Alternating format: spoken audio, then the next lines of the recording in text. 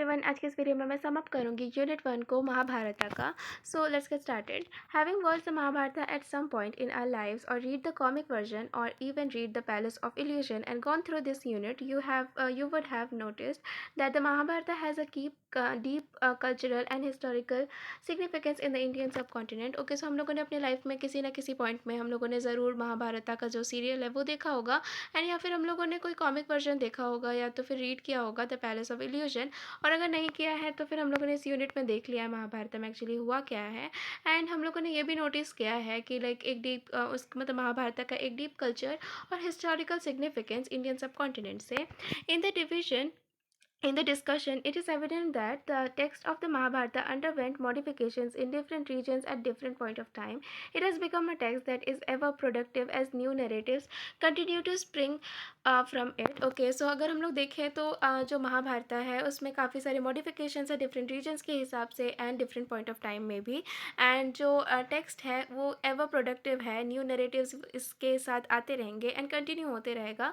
and actually बहुत सारे writers जो हैं अभी भी महाभारत को अपने अपने वे में लिख रहे हैं।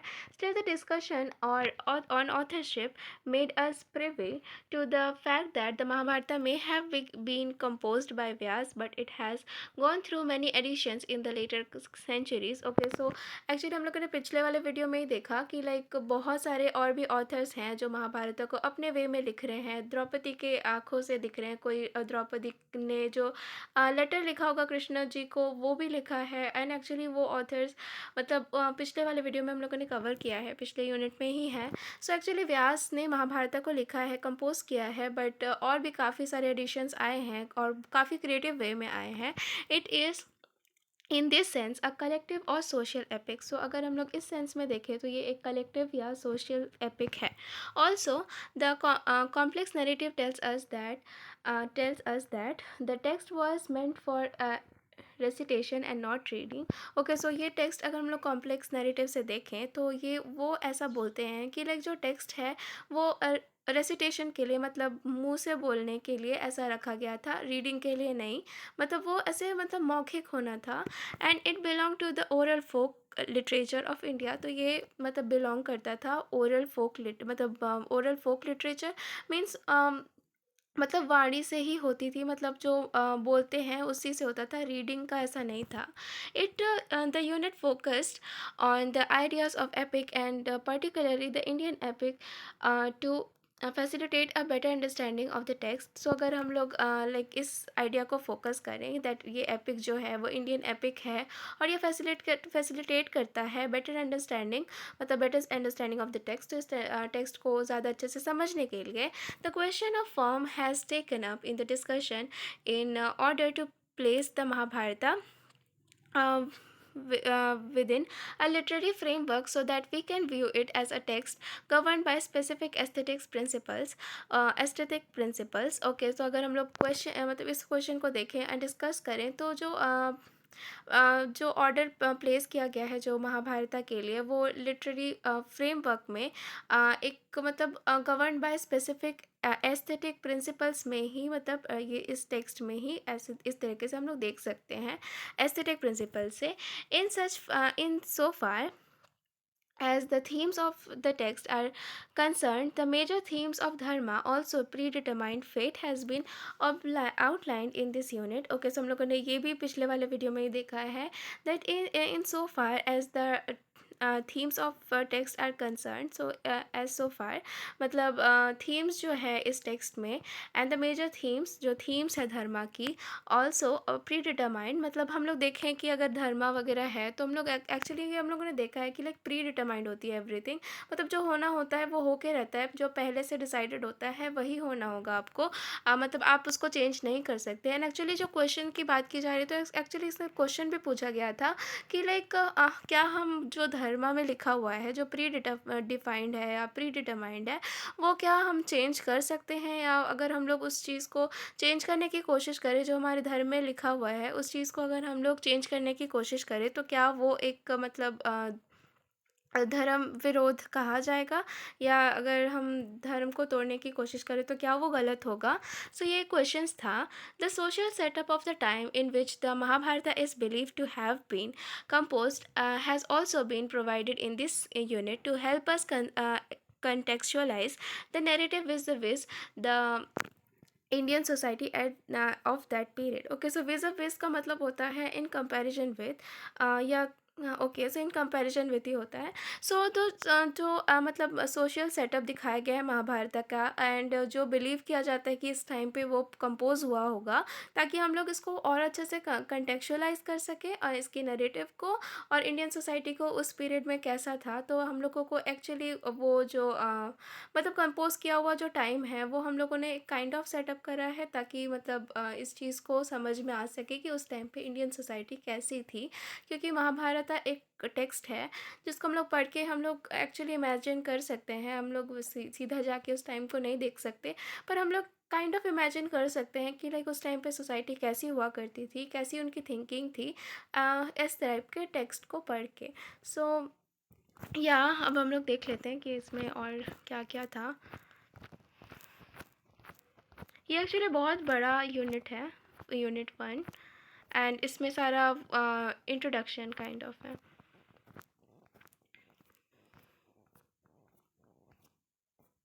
ओके, सो ऑब्जेक्टिव्स था, इंट्रोडक्शन था, द स्ट्रक्चर ऑफ महाभारत। तो ओके, हम लोगों ने स्ट्रक्चर देखा है महाभारत का, द कॉम्प्लेक्स नरेटिव ये भी हम लोगों ने ख़त्म कर दिया, the question of authorship and rewriting of the narrative, and क्या जो ऑथरशिप है और री राइटिंग, मतलब महाभारत को बहुत सारे ऑथर्स ने फिर से री राइट किया है, मतलब फिर से लिखा है, अपने क्रिएटिव वे में लिखा है। And folk tales, fables and parables in the Mahabharata. So या फोक टेल्स और फेबल्स और पैराबल्स, तो ये भी मैंने पढ़ा बताया था। And social life at the time, उस टाइम पे सोशल लाइफ कैसा था, the Mahabharata as a literary text, उसके बाद role of fate and chance, उसके बाद the meaning of dharma the law, उसके बाद contemporary interpretations of the Mahabharata. तो इसमें एक्चुअली बहुत सारे लोगों ने जो भी लिखा हुआ था, तो ऑथर्स के साथ एक्चुअली बहुत सुंदर से लिखा हुआ है, मतलब ऑथर का नाम एंड देन बुक का नाम, और बुक में क्या था वो भी लिखा हुआ है, छोटा से बहुत छोटा सा पैरा है, पर बहुत सुंदर है वो, आप फिर से पढ़ सकते हो। And let us sum up. Okay, so objectives में था, the aim of this unit is to acquaint you with the diverse material that is available in the ancient Indian epic in Mahabharata. Okay, so इस unit का M यही है कि हमें diverse material जो है वो एक्वेंट किया जाए, that the available in Indian ancient Indian epic at the Mahabharata. So ये जो भी अवेलेबल है एंशियंट इंडियन एपिक महाभारत में, it is to provide you with a perspective on the entire text about along with the reception over the centuries। so centuries से जो भी हम लोगों को प्रोवाइड किया गया है इस टेक्स्ट में वो हम लोगों को देखने को मिलेगा। And certain elements pertaining to the form and structure of the epic have been discussed in order to clearly define the nature of the text। okay, so nature of the text and actually ये जो literature है उसमें कि मतलब evaluating it better as being student of the literature we also need। okay, हम लोगों को actually as हम लोग स्टूडेंट हैं लिटरेचर के, तो हम लोगों को ये स्किल्स वगैरह मतलब हम लोग को डेवलप करने के लिए हेल्प करेगा। And in the next section we shall introduce the Mahabharata as a text, not the comic form of the okay TV serial version. Okay, so हम लोगों को एक्चुअल टेक्स्ट को पढ़ना है महाभारत का, टीवी सीरियल वर्जन और जो कॉमिक वर्जन है जो हम लोगों ने टीवी सीरियल में देखा है वो नहीं। ओके, इंट्रोडक्शन में एक्चुअली ये था कि Mahabharata is the name of the okay, Mahabharata जो है वो इंडियन ओरल एपिक का नाम है। एंड ये एक मतलब जो बिगिन होता है वो एक एक्चुअली एक संस्कृत ट्रेडिशनली जो Sanskrit later on okay traditionally वो संस्कृत में लिखा गया था। इसके बाद later on like the story of a family evolve in a okay, ये सब लिखा हुआ है, लाइक ये काइंड ऑफ इंट्रोडक्शन है महाभारत का। एंड उसके बाद ओके, इंट्रोडक्शन नहीं देखते। ओके, इंट्रोडक्शन काफ़ी लंबा है। The structure of the Mahabharata. Okay, so यहाँ पे स्ट्रक्चर है, the Mahabharata has a principal narrative that binds the entire work and all the episode together. Okay, so Mahabharata का जो प्रिंसिपल नरेटिव है कि सारे एंटायर वर्क को एक साथ दिखाने का, मतलब एक साथ रखना सारे एपिसोड को एक साथ together. The epic in is divided into okay 18 books. So epic जो है वो डिवाइडेड है 18 बुक्स में।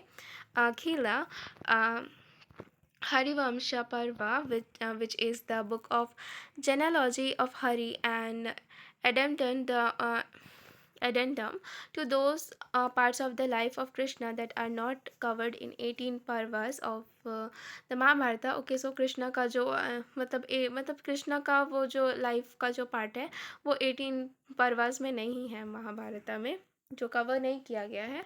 तो एक्चुअली यहाँ पे सारे परवास हैं यहाँ पे। उसके बाद यहाँ पे पिक्चर भी है। उसके बाद कॉम्प्लेक्स नैरेटिव, तो कॉम्प्लेक्स नैरेटिव में the first page of the Mahabharata does not introduce us to the royal court. Okay, so मतलब फर्स्ट पेज में सीधा रॉयल कोर्ट से स्टार्ट नहीं किया गया है, मतलब वो हामिटेज से स्टार्ट किया गया था, जहाँ पे मतलब 12 साल के लिए जो रिचुअल उन लोग फॉलो कर रहे थे, जो सेजेस थे, वहाँ से स्टार्ट किया गया था। उसके बाद फिर क्या क्या हुआ था वो यहाँ पे है। उसके बाद question of authorship and rewriting of the narrative. Okay, rewriting मतलब वो वाला। ओके, उसके बाद folk tales, fables and pebbles, fables and parables in the Mahabharata. तो फेबल्स और पैराबल्स का मतलब यहाँ पे लिखा हुआ है tale like the swan and crow. Okay, so अगर हम लोग tales like swan and crow, जहाँ पे एनिमल्स होते हैं पर्टिकुलरली एज कैरेक्टर्स, एंड उसमें मॉरल भी होता है। The penguin sacrifice, okay, the penguin sacrifice और द बिलावरादा, बिदालावरता। ओके, बिदालावरता भी है एक्चुअली, उसमें भी शायद कोई एनिमल्स होंगे एंड कम अंडर फेबल। तो फेबल में एक्चुअली जो एनिमल्स होते हैं, मतलब एनिमल्स कैरेक्टर्स होते हैं, एंड लाइक सुना होगा ना बहुत सारे, लाइक रैबिट और वो टॉर्टोइज वाला। तो एक्चुअली ऐसे टाइप के जो होते हैं जिसमें मॉरल होता है एंड जिसमें एनिमल्स होते हैं characters, and like king Brahmadatta. Okay, so king Brahmadatta, king Brahmadatta and पयानी एंड साबी, ये सब जो है एनिमल्स होते हैं इसमें, मतलब इसमें एनिमल्स, जिसमें एनिमल्स होते हैं कैरेक्टर्स, जिसमें मॉरल होता है तो वो फेबल होता है, एंड जिसमें एनिमल्स नहीं होते हैं, ह्यूमन बींग्स होते हैं कैरेक्टर्स, और उसमें भी मॉरल होता है, तो उसको हम लोग पैराबल्स कहते हैं। The difference being that in the former the whole tale is told as the beasts and birds, which in the later we have human beings as the central figure. Both the fable type and the parable type of tales are one of the point of purpose, which is uh, imparting instructions. Okay, thus the Mahabharata is didactic in the tone, and it is meant to be a manual of a moral code of conduct. Okay, so ये manual code of मतलब moral code of conduct से है, मतलब इसमें moral है। However, it also has strong contemplative and philosophical strain that began being into focus the dilemma of human chance and venture. Okay, so let's look at the society. Okay, society वहाँ पे कैसी थी? So ये I think ये like largely agreed that was composed in, अच्छा compose किया गया था, मतलब ऐसा अग्री किया जाता है, ऐसा माना जाता है, ऐसा मतलब सोचा जाता है दैट कि जो महाभारत जो है वो कंपोज किया गया था 1000 BC में। This constitute India's ancient period. So ये कंस्टिट्यूट किया जाता है कि इंडिया का एंशियंट पीरियड था। जीसी पांडे का भी यहाँ पे कुछ ऐसा लिखा हुआ है, and it is also believe that the social tester of some supremacy defined the relation between the Brahmanas, who had the traditional role of advising the king and performed scared rituals. Okay, so ये सब है Kshatriya who managed royal power and defined defended the state.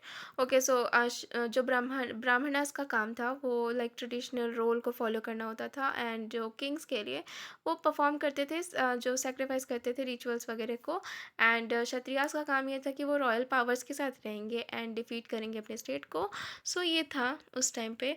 The Pandavas in the text can be seen practising this laws. तो actually हम लोगों ने पांडवास को देखा होगा, ये सारे मतलब रूल्स को वो प्रैक्टिस कर रहे थे, मतलब लॉज को प्रैक्टिस कर रहे थे।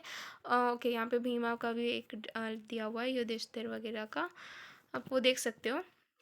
उसके बाद Mahabharata is a literary text. तो महाभारत क्या है, और is it a historical text और द ओके, सो ये एक हिस्टोरिकल टेक्स्ट है या फिर एक मतलब एक्सप्रेशन ऑफ मतलब एक लिखा हुआ एक मतलब काव्य है या फिर एक हिस्ट्री है। It is a book of moral laws और स्क्रिप्चर्स। तो ये बुक है मॉरल लॉज का, या तो फिर ये स्क्रिप्चर्स है।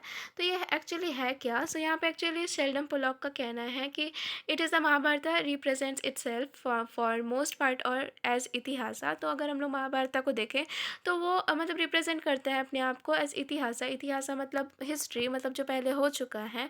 And account of the way things ended war, मतलब जो चीज़ पहले से हो चुका है, हाँ, उसको अभी अगर हम लोग पढ़ रहे हैं तो वो हिस्ट्री पढ़ रहे हैं हम लोग। How ever much modern scholarship may complicate the faculty of that record, yet the Mahabharata was not only itihasa, it also काव्य। सो ये काव्य भी है महाभारता, और एक इतिहास मतलब सिर्फ एक इतिहासा नहीं है, काव्य भी है। Note that Pollock suggests the Mahabharata represents itself as a historical narrative depicting events as they took place by one who is also a character of in the narrative, व्यास। तो व्यास एक्चुअली कंपोज किया है इन्होंने, and ये खुद भी एक character थे महाभारता में। सो एक्चुअली पोलॉक सजेस्ट करते हैं कि लाइक ये represents itself as a historical. Okay, तो ये एक्चुअली रिप्रेजेंट करता है अपने आप को एक हिस्टोरिकल नैरेटिव में। सो एक्चुअली ये डिक्लेयर्ड नहीं है, पर सब अपना अपना ओपिनियन दे रहे हैं यहाँ पे।